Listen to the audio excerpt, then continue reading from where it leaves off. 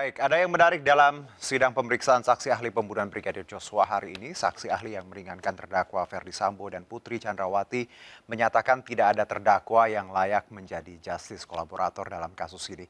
Tidak terkecuali sang eksekutor Richard Eliezer. Menurutnya, status justice kolaborator hanya untuk perkara tertentu, bukan untuk perkara pembunuhan. Sedangkan Lembaga Perlindungan Saksi dan Korban menyatakan Eliezer memenuhi syarat sah sebagai justice kolaborator dan mungkinkah LPSK kecolongan. Kita akan membahasnya lebih dalam bersama Rory Sagala, kuasa hukum Richard Eliezer, Rasamala Aritonang, kuasa hukum Ferdi Sambo, Profesor Hipnu Nugroho, pakar hukum pidana Universitas Jenderal Sudirman, dan Edwin Partogi Pasaribu, wakil ketua LPSK. Selamat malam Bapak-Bapak. Malam, Mas. Baik, saya langsung ke Bang Rory. Bang Rory, pihak lawan mempertanyakan status justice kolaborator yang disematkan kepada Eliezer. Tanggapan Anda, silakan. Ya, terima kasih Mas Juno ya.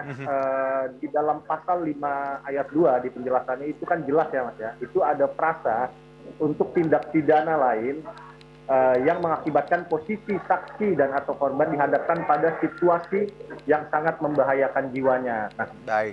siapa yang bisa menilai ini? Tentu LPSK yang bisa menilai ini. Apakah ada potensi bahaya yang bisa menimpa kepada klien kami, seperti itu, Mas Dino.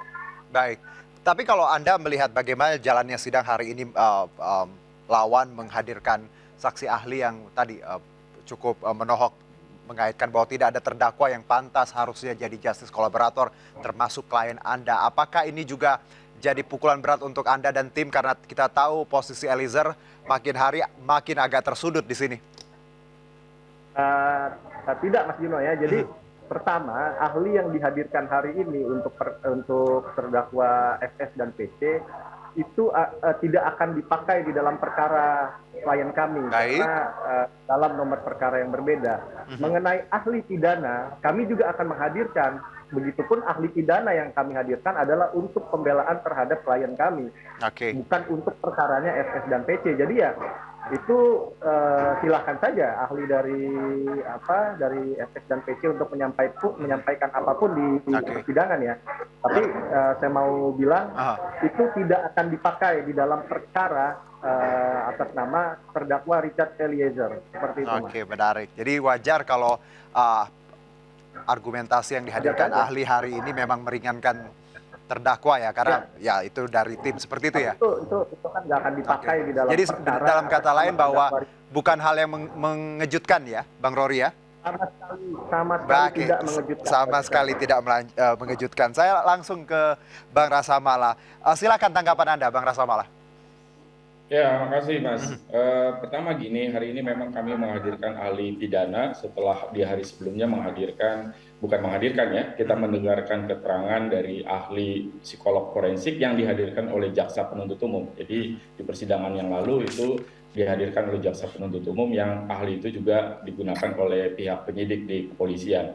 Nah, dari pemeriksaan ahli hari ini menyampaikan bahwa terkait dengan dakwaan ini, karena dakwaan jaksa penuntut umum adalah 340 dan 338 dan dihubungkan dengan pasal 55 ayat 1 ke 1, artinya perbuatan tersebut dilakukan bersama-sama, sehingga ada dua kualifikasi yang dijelaskan oleh ahli. Pertama, bahwa untuk menetapkan seseorang sebagai justice kolaborator berdasarkan undang-undang dan berdasarkan peraturan Mahkamah Agung, itu disampaikan bahwa pada dasarnya penggunaan instrumen justice collaborator digunakan untuk bentuk-bentuk tindak pidana khusus yang sifatnya serius, dia sifatnya organized crime, dan pembunuhan tidak masuk dalam kualifikasi itu. Itu yang pertama. Kedua, karena kaitannya dengan pasal 55 ayat 1 ke 1, itu adalah tindakan pidana yang dilakukan bersama-sama, maka tidak ada pelaku utama di antara mereka. Semua masing-masing adalah pelaku. Gitu. Sementara dipersyaratkan bahwa di dalam pemberian JC itu bisa diberikan apabila saksi pelaku yang hendak bekerja sama bukan pelaku utama, sekali lagi saya garis bawahi. Nah, berdasarkan dakwaan tersebut tidak ada yang pelaku utama atau tidak pelaku utama. Jadi semua pelaku yang sama punya peran kalau ikut konstruksi jaksa. Artinya memang dengan dua kriteria tersebut, Richard tentu tidak memenuhi kriteria tersebut karena secara faktual, apalagi kalau bicara soal kontribusi, Richard adalah pihak yang langsung menembak korban Joshua, walaupun kemudian ada peristiwa-peristiwa sebelumnya. Tetapi sekali lagi peristiwa itu tidak akan terjadi kalau Richard tidak ada melakukan tembakan, itu jelas. Kemudian yang terakhir, Mas, yang terakhir bahwa dalam beberapa keterangannya ternyata ada beberapa keterangan Richard yang terbukti tidak sesuai dengan fakta yang sebenarnya atau keterangannya ternyata bohong dalam persidangan. Saya bisa jelaskan nanti lebih lanjut, paling tidak misalnya soal sarung tangan, soal keterangan bahwa FS menembak semuanya, kemudian soal membawa senjata Speyer bersama KM dan PC yang faktanya dikonfirmasi lewat CCTV dan ahli balistik, semua keterangan tersebut tidak benar, begitu. Sehingga perlu sebenarnya dilakukan evaluasi soal posisi justice Bang Nasrallah, kalau tadi bahwa disebutkan oleh kuasa hukum Eliezer bahwa ya tidak surprise untuk hari ini kalaupun yang disebutkan saksi ahli seperti itu, jadi nggak kaget kalau tim sebelah menyebutkannya. Saya kira ini bukan soal kaget tidak kaget, ini kan keterangan ahli yang mengkonfirmasi antara secara normatif bagaimana seharusnya treatment atau perlakuan terhadap JC tersebut. Dan jangan lupa bahwa kasus ini saling terhubung karena dakwaan semua sama 55 ayat 1 ke 1 dan persidangan itu dipimpin oleh majelis hakim yang sama. Sehingga memang informasi itu jadi penting untuk hakim dan saya yakin itu punya pengaruh yang cukup penting untuk melihat hakim melihat bagaimana kemudian dia harus menempatkan atau menangani perkara ini dalam konstruksi hukum pidana. Jadi saksi ahli yang dihadirkan beragam dari bidangnya tadi untuk membuka insight mungkin perspektif dari hakim untuk melihat ini seterang-terangnya. Saya ke LPSK mungkin ke Bang Edwin. Bang Edwin, terkait bagaimana status justice collaborator yang disematkan kepada Richard Eliezer ini, ada keterangan saksi bahwa ini Eliezer tidak pantas seperti itu. Lalu apa dasar ketika LPSK akhirnya menyematkan JC kepada Eliezer? Apakah memang tadi ada potensi bahaya? Ya, saya rasa wajar ya kalau ahli yang dihadirkan oleh terdakwa memiliki keberpihakan dan itu akan menihilkan semua hal yang memberatkan terdakwa.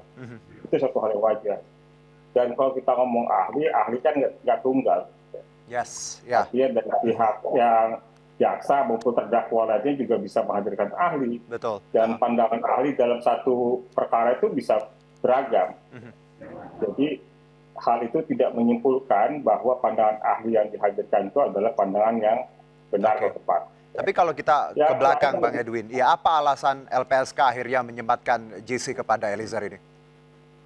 Yang nggak boleh dilupakan yaitu di mana ketika proses penyidikan ini berlangsung seperti apa. Ya, coba kita buka lagi memori kita, ya, bahwa peristiwa ini terjadi pada tanggal 8 Juli, ya, yang kemudian baru ada konferensi pers tanggal 11 Juli, dan kemudian ada proses termasuk ada laporan dari pihak keluarga korban yaitu Joshua yang melaporkan peristiwa pembunuhan.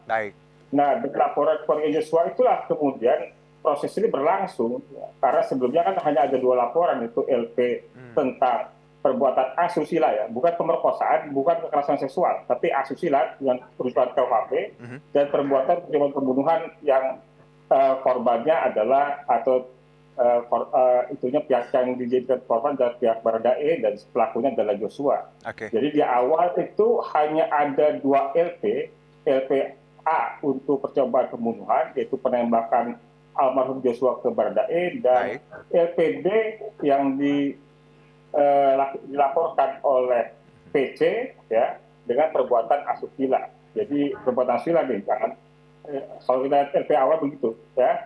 Kemudian pada minggu berikutnya ada laporan polisi dibuat oleh pengacara dari Brigadir Joshua. Nah, laporan polisi Brigadir Joshua inilah yang melahirkan pasal baru tentang pembunuhan. Nah, di proses penyidikannya ini tidak mudah penyidik untuk mendapatkan bukti-bukti, keterangan-keterangan yang memperkuat tentang peristiwa pembunuhan tersebut. Nah, sampai kemudian pada akhirnya di sekitar tanggal awal bulan Agustus lah, ya, pada awal bulan Agustus, kemudian Baradae membuat pengakuan secara tertulis tentang peristiwa itu seperti apa. Baik. Ya. Jadi mau saya katakan begini, Mas, ya, bahwa dari sejak bulan Juli, ya, kemudian sampai dengan Agustus tersebut, ada kebuntuan untuk mengungkap perkara ini. Baik. Dan kebuntuan itu terpecahkan oleh peran signifikan dari Baradae mengungkap ya tabir dari perkara seperti apa, kematian Joshua itu kenapa, Baik. ya siapa yang menyuruh, ya bagaimana peristiwanya.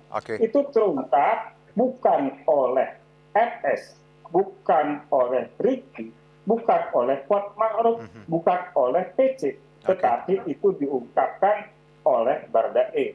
Jadi runutan itu jangan dilupakan, ya. Baik. Nah, itu yang membuat Baradae memiliki sifat kepentingan, ya, memiliki keterangan penting untuk mengungkap perkara ini. Di sisi lain, sama-sama kita menyaksikan dalam proses persidangan, tentu ada pengakuan setidaknya bahwa FS menyuruh, walaupun bahasanya bukan nembak tapi hajar. Ya. Penggunaan katanya bukan menembak tapi hajar dari versi FS saja kita bilangnya. Bahwa itu sudah menunjukkan bahwa ada unsur perintah di situ, ada pelaku aktor utama karena relasi kuasanya FS adalah jenderal sementara E adalah Barada, gitu ya. Jadi hal itu juga menurut saya dalam konteks perencanaan dan pelaku utama jelas terlihat ya. Itu dan juga sudah sangat terang-benderang ada proses. Jadi seperti Bang Edwin, bahwa kalau bisa saya simpulkan ada proses di Juli Agustus yang memang agak buntu tadinya, akhirnya muncul Eliezer menyebutkan beberapa fakta, dan ini yang kita lihat bagaimana rangkaian proses ini dan akhirnya LPSK menyematkan GC Sadi kepada Baradae, ya. Seperti itu kurang lebih. Iya, betul. Baik. Kita memang mengakui bahwa Baradae adalah pelaku. Baik. Gitu. Ya, jadi saksi pelaku atau bahasa populernya kita menyebutnya sebagai justice cooperator, dalam bahasa hukumnya undang-undang kita sebutnya sebagai saksi pelaku, itu memang diakui sebagai pelaku kejahatan. Tapi pelaku yang benar bersama. Baik, saya dapat poinnya Bang Edwin. Saya coba ke Prof. Hipnu, ya, Prof. Kalau tadi alasannya, benarkah bahwa justice kolaborator tidak bisa disebatkan untuk pelaku pembunuhan, ya, termasuk kasus yang lumayan rumit seperti kasus Verdi Sambo ini? Jawaban Anda apa? Ya, kalau kita melihat doktrin asal-usul perkembangan justice kolaborator, ya, karena terhadap kasus-kasus tertentu. Kasus-kasus tertentu. Tapi dalam perkembangan yang kemudian dituangkan dalam Undang-Undang LPSK adalah termasuk kejahatan-kejahatan lain yang sulit suatu pembuktian. Nah, ini jangan dipotong, ya. Kalau aslinya, ya, yang bersumber pada whistleblower, ya, betul, itu kejahatan-kejahatan narkotik yang tahun 79. Tapi dalam perkembangan sekarang yang begitu sulitnya suatu kejahatan, maka Undang-Undang LPSK yang kemudian diperbarui itu adalah menunjukkan termasuk perbuatan lain yang sulit adanya suatu pembuktian. Makanya di sini permohonnya, kehendak itu adalah dari pemohon. Pemohon itu bisa memberikan keterangan yang konkret, memberikan yang kontribusi, yang di kemudian kalau memang sejak awal pembuktian. Jadi gini loh Mas ya, kita harus berpikir dalam suatu persidangan yang paling sulit adalah di praadjudikasi. Mengungkapkan. Kalau sekarang sidang itu kan tinggal mensinkronkan. Nah, ketika pada waktu praadjudikasi ada kesulitan, disitulah muncul adanya justice kolaborasi yang kemudian disematkan di asesmen oleh LPSK menjadi dikabulkan. Nah, sekarang pertanyaannya begini nanti. GC itu kan LPSK hanya mengantarkan. Sekarang kan dimintakan pada jaksa penuntut umum terkait dengan Rintu. Jaksa penuntut umum masih adanya suatu percaya atau tidak. Nah, itu artinya kan gitu. Jadi LPSK tidak berdiri sendiri, nggak bisa ditanda petik salah. Nanti jaksa akan menentukan, oh ternyata dari jaksa penuntut umum punya nilai, oh ternyata GC Eliezer punya kontribusi yang bagus, yang tadinya buntu. Nah, itu Mas, itu yang melihatnya seperti itu. Oke, jadi jangan dipotong tadi ya, bahwa memang benar GC untuk tindak pidana khusus, tapi bisa untuk tindak pidana lain, termasuk bagaimana kita melihat ruwetnya kasus ini. Ya, Prof ya? Iya, baik. Iya, itulah, makanya sejak awal kan buntu. Bang Rassamala, Anda silakan. Ya, tanggapannya. boleh di-unmute dulu Bang, maaf. Ya, silakan Bang. Makasih Mas Juni. Ya, poin saya sebenarnya begini, betul bahwa mungkin di awal Eliezer sebenarnya walaupun ini jadi perdebatan juga, karena pada tanggal 5 di berita acara Eliezer yang diharapkan mengungkap sebenarnya ternyata juga tidak mengungkap sebenarnya. Cerita yang disampaikan di depan persidangan bahwa justru Eliezer membuat cerita sendiri soal bahwa dia sama sekali tidak melakukan penembakan. Semua penembakan dilakukan oleh Pak Ferdi Sambo. Itu berita acara tanggal 5 yang diakui Eliezer itu bohong, dan ketika kami tanyakan untuk tujuan apa keterangan itu disampaikan, dia bilang ya saya bohong saja. Artinya sebenarnya ada kemungkinan juga walaupun dia sebagai JC, dia punya kepentingan untuk menyelamatkan dirinya sendiri. Ini yang saya pikir mesti berhati-hati betul. Artinya dalam konteks status JC, karena dia juga pelaku bersama-sama dalam konteks pembunuhan ini, dakwaan pembunuhan ini, dia sangat berkepentingan untuk menyelamatkan dirinya sendiri, dan itu hal yang biasa dalam satu pemeriksaan kasus. Dengan konsekuensi, dengan keadaan seperti itu, maka konsekuensinya ada kemungkinan beberapa keterangan yang disampaikan oleh si Richard, kalaupun dia dianggap sudah mendapatkan rekomendasi JC, kemudian justru menambahkan di sana-sini hanya demi kepentingan yang tadi. Misalnya, Richard mengatakan bahwa Ferdi Sambo menggunakan sarung tangan sejak disaguling. Kemudian Ferdi Sambo ketika stayer dibawa diserahkan ke Bu PC bersama dengan KM. Ketika dikonfirmasi ternyata itu tidak benar. Termasuk keterangannya misalnya soal dia hanya menembak 3-4 kali. Faktanya hasil temuan balistik ada 4 selongsong peluru yang semuanya fit, cocok dengan senjata Glock 17 MPH 851 milik Eliezer. Jadi ada 8 kali tembakan yang ditembakkan dari senjata Eliezer, dan kalau kita mau bicara 3-4 kali mungkin kita masih bisa bilang itu refleks. Tetapi 8 kali tembakan itu niat betul untuk melumpuhkan, bahkan mengakibatkan saya dapat poinnya. Jadi memang ada keterangan. Itu harus dipertimbangkan. Jadi tidak bisa dia hanya keterangan tunggal. Saya kira itu. Bang Rory, bahwa banyak keterangan Eliezer yang berubah-ubah seperti itu, disebutkan juga bohong kalau tadi dari pihak sebelah menyebutkan. Tapi nanti Anda jawab, kita jeda dulu. Kita masih punya beberapa segmen lagi, dan pemirsa tetap bersama kami di MNC News Prime.